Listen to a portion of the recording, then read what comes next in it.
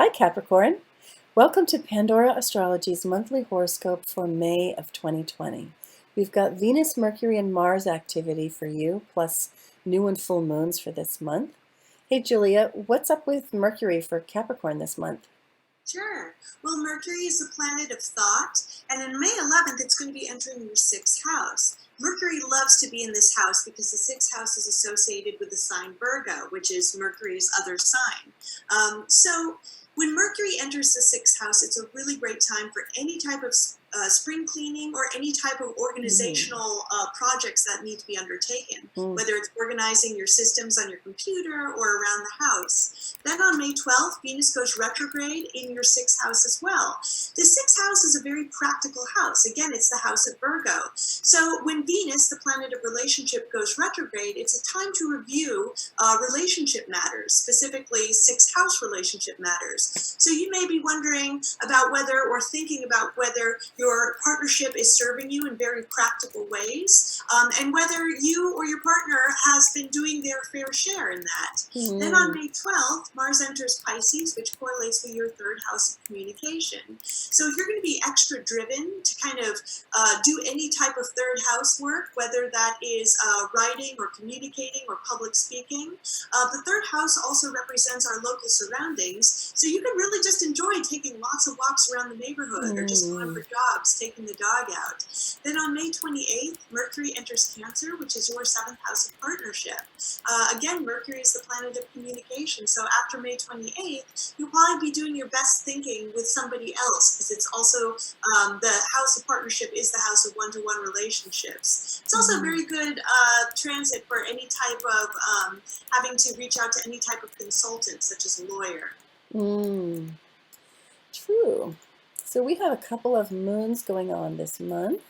The first one is a full moon on May 7th, and that's in Scorpio, which falls in your 11th house of friends, and opposite a Sun and Mercury in Taurus in your 5th house of self and also of play and creativity. So this moon in your 11th house is going to bring up a lot of strong feelings in your friendships, possibly some intensity, possibly some arguments, possibly some feelings of possessiveness or control.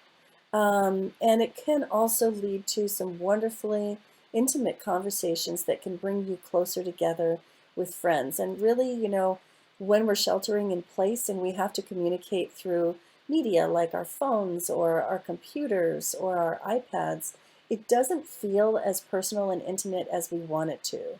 And we have to find ways to make up for that.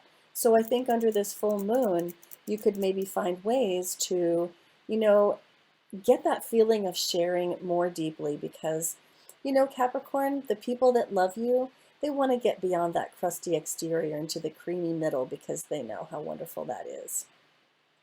So then the other moon that we have comes on the 22nd, and that one is a new moon in Gemini right here in your 6th house. And the 6th house, which is the arena of work, health, service, and personal organization, is really the big fat zone this month. This is the zone where the action is. And so Julia mentioned spring cleaning, absolutely. And also, this being a moon in Gemini, there's going to be a lot of, I think, little pieces of activity, and it could feel very scattered at times. So managing yourself with lists, staying organized, to do all the little tasks that need to be done is, I think, important.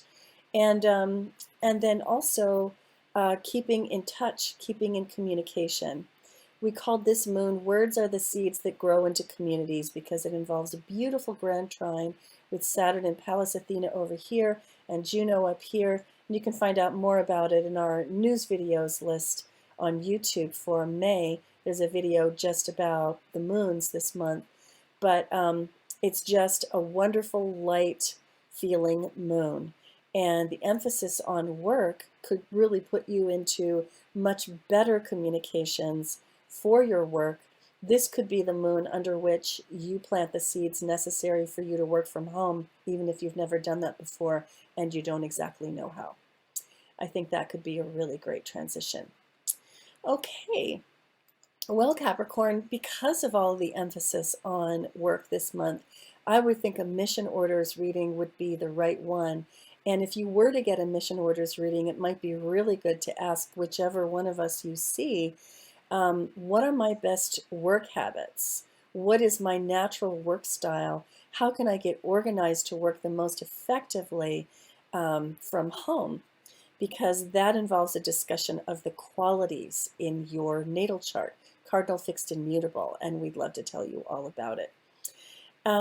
So until next month, we will see you around the cosmos. Bye-bye. Bye.